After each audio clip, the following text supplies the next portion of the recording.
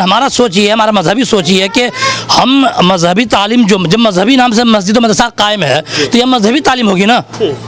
School तो है नहीं या कोई कॉलेज तो है नहीं। हमारे लिए अंग्रेज़ी भी ज़रूरी है और इंग्लिश में क्या कहता है कि उर्दू भी ज़रूरी है, लेकिन फ़र्स्ट ऑफ ऑल जो हमारी ज़िंदगी की जो मकसद है, हमने जो पैदा लिया ज़मीन पे, सबसे पहले हम अपने मजहबी तालीम को देखते हैं। मैं इस बात को समझ नहीं पा रहा हूँ कि 20% हम अगर दीनी तालीम देंगे और 80% दूसरी तालीम देंगे, तो ये बताइए कि फिर 80% जो तालीम रह जाती है वो फिर हम कहाँ दिलाएंगे मजहबी। 80% दीनी तालीम होना चाहिए और कम दुनियाई तालीम होना चाहिए।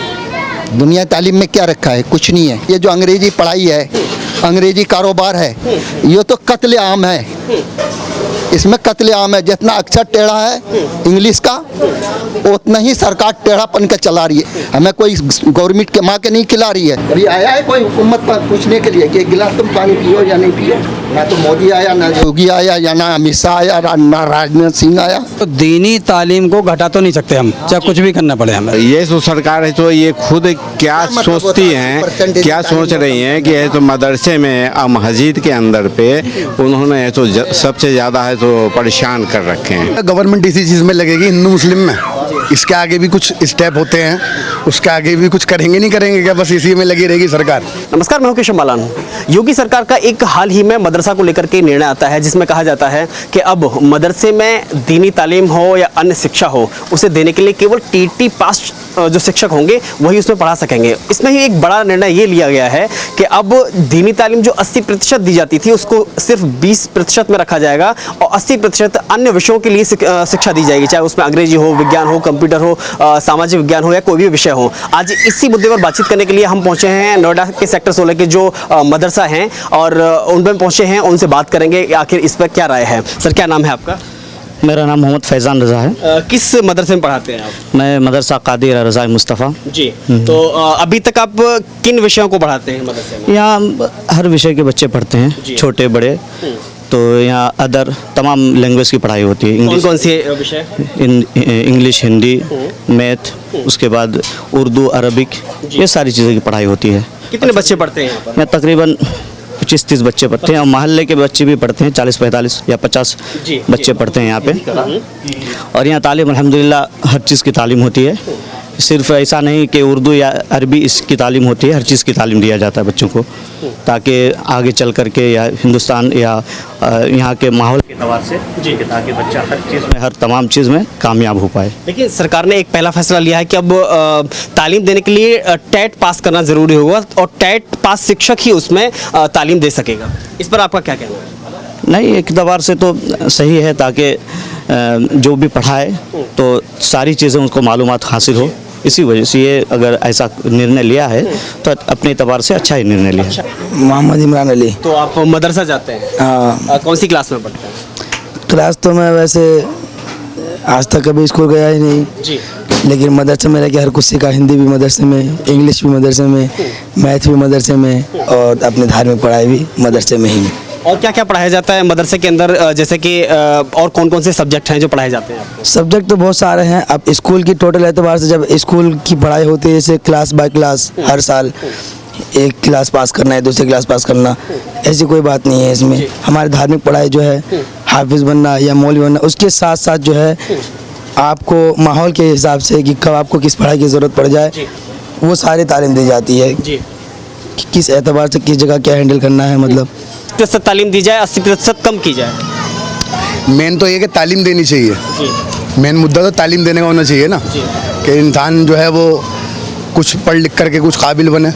उसमें दीनी तालीम भी है और बाहर की भी, दोनों होनी चाहिए। लेकिन ये परसेंटेज का मामला समझ नहीं आ रहा भाई। परसेंटेज अगर आप उसको 20 कर देंगे, उसको 80 कर देंगे, उसकी क्या गारंटी है कि 80% में बच्चा कामयाब हो जाएगा? आज सब बेरोजगार फिर रहे हैं, आप ये देखिए ना, नौकरियां नहीं है लोगों की। लोग यहाँ से लोग जो उद्योगपति हैं वो देश छोड़ छोड़ के भाग रहे हैं। तो पहले वहाँ तो आइए उस चीज़ पर। GDP -28 चल रही है, उसके ऊपर बात करिए ना। मदरसों और मस्जिदों से क्या मतलब बैर है? ये भी है कि सरकार को दीनी तालीम से तकलीफ क्या है? वो तो तकलीफ तो कुछ नहीं, वो तो जब तक यहाँ पर उसको सर्च नहीं करेंगे, यहाँ पर रिसर्च नहीं करेंगे, तब तक तो आप अपना मन घड़त कुछ भी बना लीजिए, ऐसा है ना। तो ये बात है मेन। ठीक है, आप भी कुछ कह रहे थे, क्या नाम है आपका? मेरा नाम मोहम्मद मोतीउर रहमान। तो दीनी तालीम कम करने की जो बात आ रही है, सरकार ने जो कहा है, उसको कितना मानेंगे आप? मैं तो यही कह रहा हूँ कि अगर ऐसो 80% जो कह रहे हैं कम करो जी हैं दीनी तालीम, तो 80% कम करने के बाद उसको है तो कहाँ लेकर के जाएंगे आदमी? मदरसे में पढ़ाने वाले कम से कम 50% तो आना ही चाहिए था। 80% कम करने का क्या मतलब? है? ये तो सरकार है तो ये खुद क्या मतलब सोचती होता है? हैं, परसेंटेज क्या सोच रही हैं कि है तो मदरसे में मस्जिद के अंदर पे उन्होंने है तो सबसे ज़्यादा है तो परेशान कर रखे हैं। मदरसे में है क्या? हम लोग ये तो कौन सी ऐसी गलत काम कर रहे हैं जिसके कारण है तो इन्होंने है तो ऐसा है तो व्यवहार है तो कर रहे हैं? क्योंकि इसमें तो बहुत से सारे है तो आवाज़ आते हैं बाहर से, तो कोई है तो किसी को मर्डर कर दिया, किसी को कुछ कर दिया, तो ये सारे आ जाते हैं मुसलमान के ऊपर कि भाई यही कौम है तो ये करते हैं।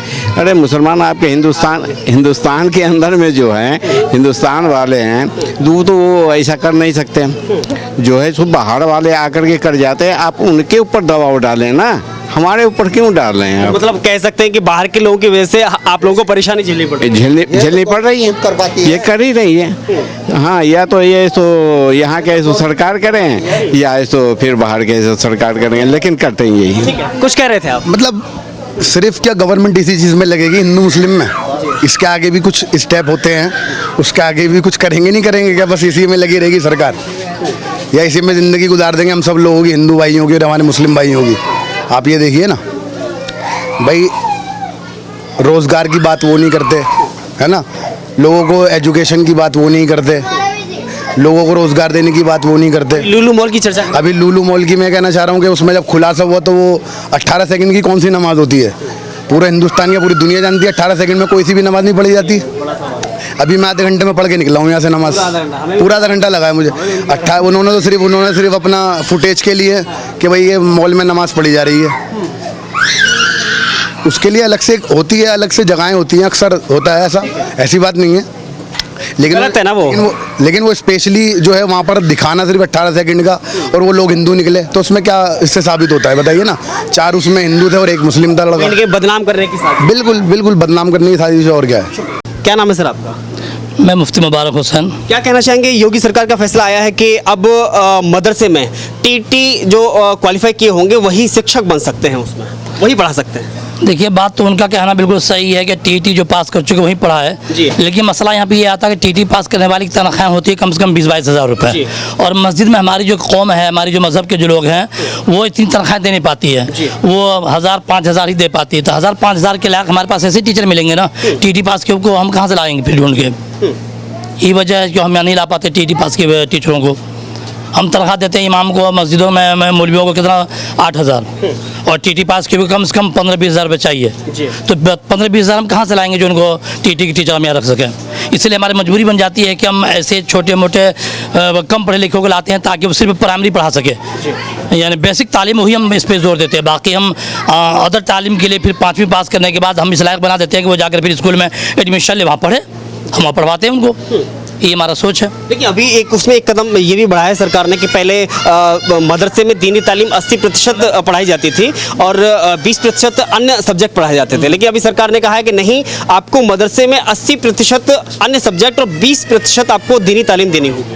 मैं इस बात को समझ नहीं पा रहा हूँ कि 20% हम अगर दीनी तालीम देंगे और 80% दूसरी तालीम देंगे, तो ये बताइए कि फिर 80% जो तालीम रह जाती है वो फिर हम कहाँ दिलवाएंगे मजहबी? इसका भी तो हमें जवाब मिलना चाहिए ना। तो हमारी मजबूरी बन जाती है कि हम 80% हम यहीं पढ़ाएं मस्जिदों में, और 20% हम और भी पढ़ाते हैं, हिसाब भी, अंग्रेज़ी भी, मैथ, सारी चीज़ें हम यहाँ पढ़ाते हैं, लेकिन हम उसको सिर्फ 20% ही पढ़ा सकते हैं। मोहतना 80% तो हमको अपनी मजहबी तालीम देनी पड़ेगी मस्जिदों में। अगर हम 80% अगर हम यहाँ नहीं देते हैं तालीम मस्जिदों में, तो फिर हमारी मजबूरी बन जाती है, फिर कहाँ दें वो तालीम? हमें मुख्यमंत्री जी भी तो बताया कि आप 80% अपनी जो तालीम है मजहबी तालीम कहाँ दें, हमें जगह तो बताए। तो हमारी मजबूरी बन जाती है ना मस्जिदों में तालीम देना 80% अपनी मजहबी। सवाल ये भी खड़ा होता है कि लगातार मदरसे पर ही हस्तक्षेप क्यों किया जा रहा है? अब सर, ये तो उनका सोच है, हम उनके बारे में नहीं बता सकते हैं। अब उनका नज़रिया है, उनकी सोच है, हम नहीं बता सकते इसके बारे में वो क्यों ऐसा चाहते हैं वो। लेकिन हमारा सोच ये है, हमारा मजहबी सोच ये है कि हम मजहबी तालीम जब मजहबी नाम से मस्जिद मदरसा कायम है, तो यह मजहबी तालीम होगी ना, स्कूल तो है नहीं। या कोई कॉलेज तो है नहीं। हाँ, अगर हमारा मदरसे स्कूल के लायक बन जाए और उसमें कुछ अगर सरकार हेल्प करे तो हम इसको स्कूल भी बना लेंगे, और हम स्कूल बनाने को तैयार हैं, सरकारी तालीम भी देने को तैयार हैं, बशर्ते कि इस एतबार से वो हमें तनख्वाह भी तो दिलवाए। हमारी कौम इतनी तनख्वाह नहीं दे पाती है कि हम 20,000 22,000 वाले टीचर को लाएं। आप पूछिए, इमाम हमारे कौम सारी मौजूद है कि आप इमामों को कितनी तनख्वाह देते हैं, पूछिए इनसे सवाल कीजिए कि हमारे इमाम की तनख्वाह कम होती है तो हमारी मजबूरी है कि हम सीधे साधे थोड़े मोटे छोटे कम पढ़े लिखे को ला करके इमामत के लिए या प्राइमरी पढ़ाने के लिए रख लेते हैं हम। नहीं, ज़रूरी क्या है? ज़रूरी दीनी तालीम ज़्यादा ज़रूरी है या अन्य शिक्षा, चाहे इंग्लिश है, हिंदी है और भी उर्दू है, कोई भी सब्जेक्ट हो? नहीं, तालीम दोनों ज़रूरी है, दोनों ज़रूरी है। हमारे लिए अंग्रेज़ी भी ज़रूरी है और इंग्लिश में क्या कहता है कि उर्दू भी ज़रूरी है, लेकिन फ़र्स्ट ऑफ ऑल जो हमारी ज़िंदगी की जो मकसद है, हमने जो पैदा लिया ज़मीन पे, सबसे पहले हम अपने मजहबी तालीम को देखते हैं। मजहबी तालीम से हम शुरुआत करते हैं और स्कूल की पढ़ाई को पहले हम मजहबी तालीम देंगे, उसके बाद फिर हम आगे बढ़ाएंगे। मजहबी तालीम का मतलब नहीं कि कट्टरवाद बनाएंगे जैसा कि सोच पैदा कर रहे, नहीं।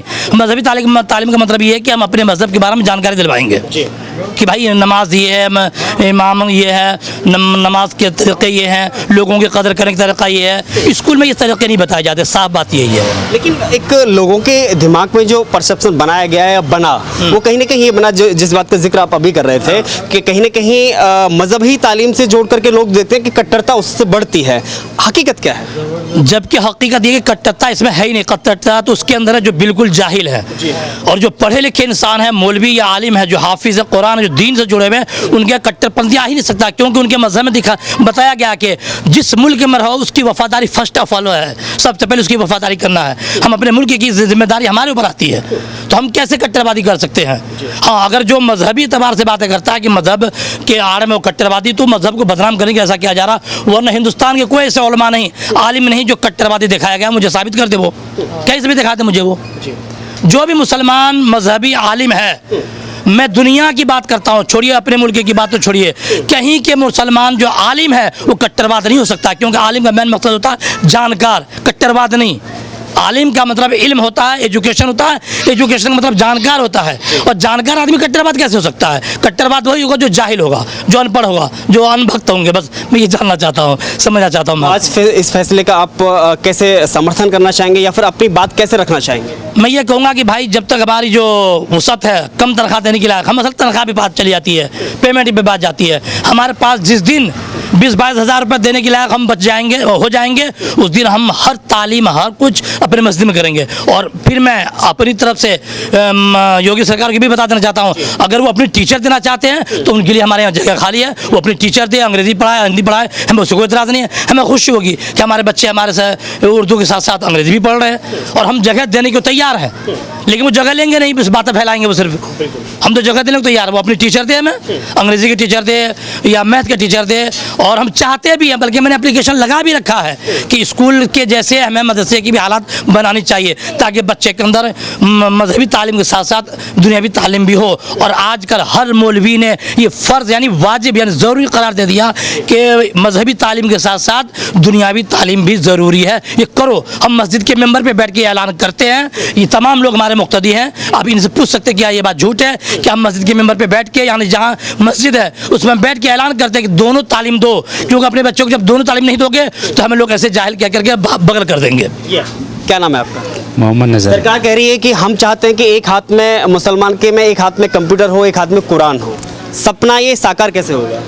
ऐसा होना चाहिए, सही बात है सरकार की, दोनों काम होने चाहिए, दुनियावी तालीम भी और दीनी तालीम भी। लेकिन इस्लाम के एतबार से दीनी तालीम ज़रूरी है, क्योंकि दीनी तालीम जिसकी ज़िंदगी में होगी वो अपने माँ बाप का अदब भी करना सीखेगा, अपने से बड़े का अदब भी करना सीखेगा। क्योंकि जिसकी ज़िंदगी में दीनी तालीम नहीं होगी, बल्कि मज़हब में ये बताया गया है कि जिसका बाप से आगे ना चलो, लेकिन जब ज़िंदगी में दीन ही नहीं है तो कैसे चलेगा? वो तो बाप से बदतमीज़ी से बोलेगा, बेअदब बोलेगा। इसलिए इस्लाम के अंदर ये सबसे पहले सिखाया जाता है कि अपने माँ बाप का, अपने से बड़े का अदब करना ज़रूरी है। उस दुनिया तालीम क्या है? दुनिया तालीम अपनी ज़िंदगी के बशर के लिए दुनिया तालीम है, अपनी ज़िंदगी को कमाना, अपनी ज़िंदगी बिताना, ये दुनियावी तालीम है, ये भी ज़रूरी है। और जैसे हमारे मौलाना साहब ने कहा है कि जाहिल करके कहा जाता है जब पता ही नहीं है, तो ये दुनियावी तालीम ज़रूरी है। इसलिए तो सरकार के फैसले पर क्या कहना चाहेंगे? सरकार ने जो कहा है, आपने भी बताया, देखो हमने तो सुना नहीं, लेकिन आपने बताया है अभी कि 80% दुनियावी और 20% दीनी, तो बाकी कहाँ सीखेंगे ये बताओ? ये तो सवाल खड़ा होता है, कहाँ जाएं? तो ये कहना है हमारा तो 80% दीनी तालीम होना चाहिए जी, और कम दुनियावी तालीम होना चाहिए। दुनिया तालीम में क्या रखा है, कुछ नहीं है। और दीनी तालीम हमारी यहाँ से लेकर क़यामत तक। सरकार मदरसों को लेकर के फैसले क्यों ले रही है? सरकार की मर्जी है, सरकार की मर्जी है। सरकार कोई भी फुटपाथ बना उठा करके चलता हो, कुछ भी कर सकती है। बार बार अगर मदरसे की शिक्षा पर सवाल खड़े होते हैं तो उसके पीछे क्या वजह कुछ मानते हैं? वो तो वो अपनी मर्जी से कर रहे हैं ना, ये शिक्षा खड़ा वो अपनी मर्जी से कर रहे हैं, हमारी मर्जी से नहीं कर रहे हैं। और ना हम उसके मर्जी पर चलने वाले हैं, उसकी मर्जी पर हम चलने वाले नहीं। मर जाएंगे, अपने ईमान को नहीं घटाएंगे। जी, तो सरकार का फैसला नहीं मानेंगे। हमें कोई गवर्नमेंट के माँ के नहीं खिला रही है। हम खुद मेहनत करते हैं तो खाते हैं, नहीं करते हैं तो पूछने ही नहीं आता है कि तुम एक गिलास पानी पियो हो या नहीं पियो। अभी आया है कोई हुकूमत पर पूछने के लिए कि एक गिलास तुम पानी पियो या नहीं पियो? ना तो मोदी आया, ना योगी आया, या ना अमित शाह आया, ना राजनाथ सिंह आया। कौन आया कहने के लिए बात को? हैं काहे के लिए आएगा वो? अब ये झुग्गी झोपड़ी में हम लोग पड़े हैं, नोएट्राइट की जगह है, नाला का है, हम लोग पड़े हैं। अब उसकी मर्जी होगा, कहेगा हटाओ इसको, तोड़ दो, तो वो तो हटा ही देगा, तोड़ देगा। सरकार उसकी है, उसमें हम क्या कर सकते हैं? एक और सवाल ये कि सरकार कह रही है कि भाई पहले ये था कि मदरसे में कोई भी आया और अपनी शिक्षा देने लगा बच्चों को, अभी उसमें टीटी पास ही शिक्षक बन सकते हैं मदरसे में, ये ठीक है क्या? एक मतलब एक शिक्षक बनने का एक मापदंड है टीटी। टीटी होता क्या है? उन्होंने मापदंड तय किया, परीक्षा पास करिए, टीटी की जो मापदंड रखा है। इसमें परीक्षा पास है, इसमें हमारी परीक्षा पास है। बगैर डिग्री के तालिम बन नहीं सकता, बगैर डिग्री के हाफिज बन नहीं सकता, उलमा बन नहीं सकता। हमारे इसमें भी डिग्री है। दुनिया हिंदुस्तान के किसी कोने में चले जाइए या विदेश किसी मुल्क में चले जाइए, इसमें डिग्री है। दीनी तालीम में भी डिग्री है। ये दुनियाई तालीम है। ये जो अंग्रेजी पढ़ाई है, अंग्रेजी कारोबार है, ये तो कत्ले आम है। इसमें कत्ले आम है। जितना अक्षर टेढ़ा है इंग्लिश का, उतना ही सरकार टेढ़ापन का चला रही है। एक रास्ता है, आप भी देखे होंगे, ये रास्ता नया मास वाला सीधा, इसको बंद कर रखा है। इसमें कितनों को परेशानी होता होगा। ये रास्ता है, इसको गवर्नमेंट बंद करवा दिया है कि झुग्गी झोपड़ी वाला इधर से नहीं निकलेगा। अभी कोई बात हो जाए, आग लग जाए, कोई बात हो जाए, कोई दैवी इलाही हो जाए, तो हम लोग को निकलने का रास्ता नहीं है। या तो निकलेंगे डिपो पे जा करके, हाईवे पे, डीएनडी वाले रोड पे, या तो निकलेंगे जा कर के वहाँ अशोकनगर वाला रोड पे। इसके बीच में वो छोटा छोटा रास्ता है, उससे कुछ होने का नहीं है। बात करना चाहिए। क्या नाम है सर? आरिफ नाम है मेरा। सरकार कह रही है कि मदरसे में जो दीनी तालीम है उसको कम किया जाए और जो अन्य जो तालीम है, अन्य सब्जेक्ट हैं, इंग्लिश है, हिंदी है, उर्दू है, उसको यानी कि दुनिया की जो तालीम है उसको ज़्यादा किया जाए। दोनों चल रही है बराबर। कौन कहता है मदरसे में तालीम नहीं होती? हिंदी उर्दू सब होती है सारी। मेरा बच्चा खुद पढ़ रहा है मदरसे में, हिंदी, इंग्लिश, उर्दू, गणित सारी चीज़ें पढ़ रहा है, उससे कोई एतराज़ नहीं हमें तो कोई भी। तो सरकार अगर फैसला देती है तो ज़रूरी है या मजबूरी है? नहीं, हमारे लिए तो अब वो जैसे कहेंगे वैसे मानना पड़ेगा, क्योंकि हमारे देश का कानून है। अब जैसे वो कहेंगे वैसा करना पड़ेगा हमें तो। लेकिन कह रहे हैं कि उसको घटाना है, उसे बढ़ाना है। नहीं, देखो दीनी तालीम को घटा तो नहीं सकते हम, चाहे कुछ भी करना पड़े हमें। क्योंकि देखो दीनी तालीम तो हम अपने घर में भी रह के ले सकते हैं, मदरसे में ले सकते हैं, मस्जिद में ले सकते हैं। तो ज़रूरी नहीं है हम कि उनके कहने पे ही चलेंगे, जैसा वो कहेंगे ऐसा तो नहीं कर सकते हम।